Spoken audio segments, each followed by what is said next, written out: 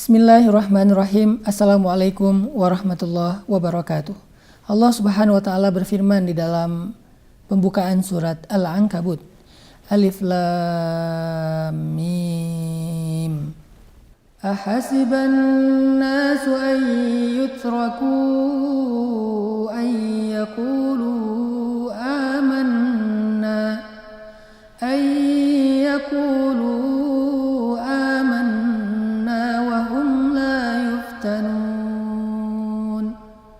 ولقد فتنا الذين من قبلهم فليعلمن الله الذين صدقوا وليعلمن الكاذبين.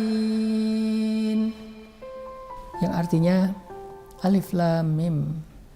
Apakah manusia mengira akan dibiarkan saja mengatakan kami telah beriman, mengatakan kami telah menjadi muslim, mengatakan kami adalah hamba Allah, wahum la yuftanun, sedangkan mereka tidak lagi diuji. Walaqad fatannal ladzina min qablihim, padahal kami telah menguji orang sebelum mereka. Bilal diuji, kemudian Zinnairah diuji, keluarga Yasir diuji, Yahya alaihissalam diuji, Zakaria alaihissalam diuji, Ayyub alaihissalam diuji, Musa alaihissalam diuji, Rasulullah Shallallahu Alaihi Wasallam diuji dengan berbagai macam ujian. Walaqad fatannal ladzina min qablihim, sungguh kami telah menguji orang-orang sebelum mereka. Fala ya'lamannallahu alladzina shadaku, sehingga Allah akan lihat siapa di antara mereka yang jujur ucapan kami berimannya. Wala ya'lamannal kadzibin, dan Allah juga akan mengetahui siapa yang berdusta. Teman-teman yang dirahmati Allah Subhanahu wa taala, ujian adalah sesuatu yang pasti dalam kehidupan kita. Sunnatullah. Seseorang ada yang diuji karena Allah ingin menghapuskan dosanya, karena Allah ingin mengangkat derajatnya. Maka ujian ini menjadi sesuatu yang baik bagi dia. Tetapi ada juga orang yang diuji, diberi musibah karena Allah ingin menghukumnya.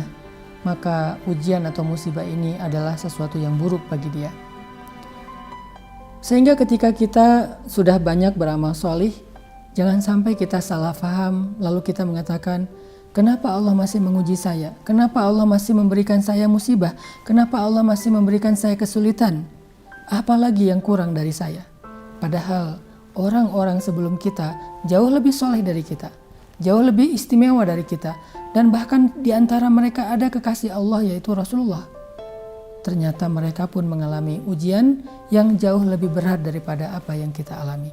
Jadi ujian itu adalah sunnatullah untuk menggugurkan dosa, untuk mengangkat derajat.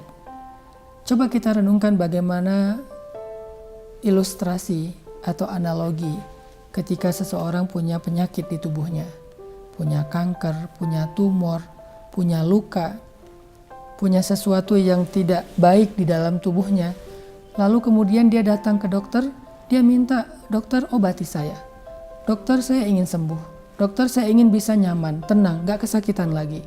Lalu dia pasrah dengan keputusan dokter. Dokter mendiagnosa penyakitnya, kemudian setelah semua proses itu selesai, dokter mengatakan, ibu bapak harus dibedah.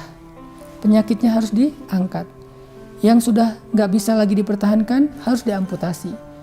Mungkin sedikit ibu akan kekurangan, mungkin ada bagian organ tubuh yang diambil, tetapi setelahnya ibu bapak akan mengalami kehidupan yang lebih baik, tidak kesakitan, mulai bisa beraktivitas normal. Bagaimana pendapat bapak ibu? Pasti pasien itu akan mengatakan, dokter, lakukan apa yang menurut dokter baik. Yang penting saya ingin hidup dan saya ingin bermanfaat, saya ingin mandiri, saya tidak ingin menyusahkan orang lain. Akhirnya kita masuk ke ruang bedah, operasi berjalan. Salah satu organ kita diambil, penyakitnya diangkat, sehingga kita akan mengalami fase pengobatan dan pemulihan selama beberapa hari sampai beberapa minggu. Setelah semuanya berlalu, maka kita akan mengatakan terima kasih dokter. Bahkan kita rela bayar berapapun kepada dokter itu ketika dia mampu mengangkat penyakit kita. Lalu kenapa kita mengeluh kepada Allah ketika Allah ingin mengangkat penyakit dosa-dosa kita di masa lalu? Penyakit yang ada di hati kita. Mungkin dengan sedikit rasa yang tidak nyaman, seperti dokter mengangkat penyakit itu dengan bedah, dengan operasi. mungkin tidak nyaman. Kita akan mengalami rasa sakit sedikit, tapi itu jauh lebih baik daripada rasa sakit yang berlarut-larut. Maka analogi tersebut harusnya menjadi sebuah renungan buat kita. Tidak semua ujian itu buruk. Banyak ujian dari Allah itu adalah justru kebaikan untuk menghilangkan penyakit-penyakit dari kehidupan kita, untuk menghapus dosa-dosa kita, sehingga setelah itu Allah akan berikan kenikmatan dan kenyamanan dalam kehidupan kita.